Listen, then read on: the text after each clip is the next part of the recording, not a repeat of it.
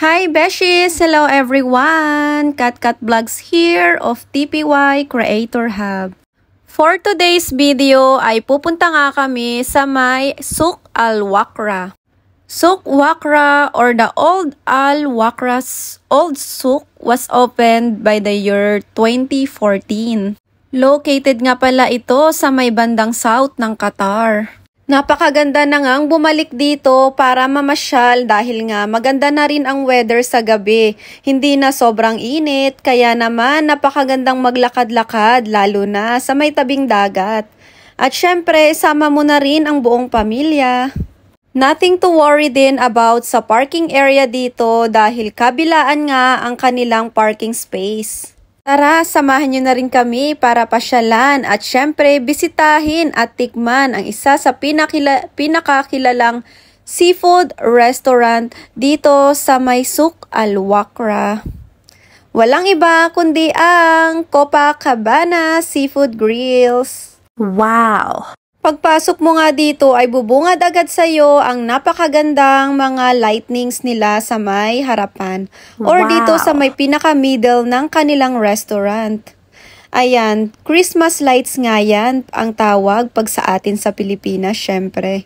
Ito pala ang way papunta sa taas. Papunta sa kanilang terrace yan, Beshies. Ayan.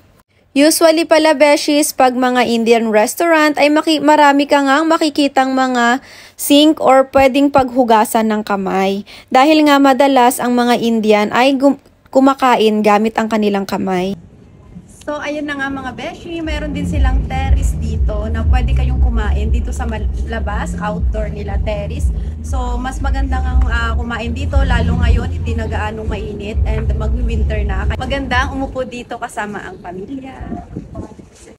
Syempre, ingat din ng pagbaba, Beshies, dahil nga naman medyo mataas nga ang kanilang hagdan. Tara, samahan nyo na kami para kumain. Sama ko, syempre, ang cool Pinoy kids. Please follow them. Daddy Techie, Joel Baliedo Vlog, at ang kanyang family. Syempre, Darren Vlog, and Jed Vlogs and family.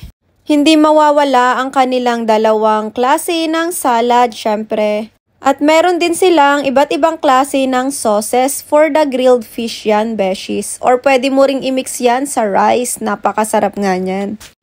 Tapos nakakatuwa at nagsiserve din pala sila ng adobong bangus. Sobrang sarap at sobrang lasa nito, Beshies. Meron din pala sila nitong kanilang grilled fish na gawa sa lemon and salt only. And then of course, ang kanilang rice. Syempre, meron din silang dalawang klase ng grilled fish. Ayan. Meron din silang squids and french fries. Napakasarap at napaka-fresh ng kanilang mga seafoods. At syempre, hindi naman ganun, sobrang anghang. Pwede mo namang i-request sa kanila kung gusto mo na medyo dagdagan yung spices ng order mo sa kanila. Alam nyo, Beshi, pag kumain ka dito, mapapakanin ka talaga. As in, pag kumakain ako ng ganyang klaseng pagkain, napapadami ang kain ko ng kanin. Of course, hindi mawawala ang kanilang crab bechamel.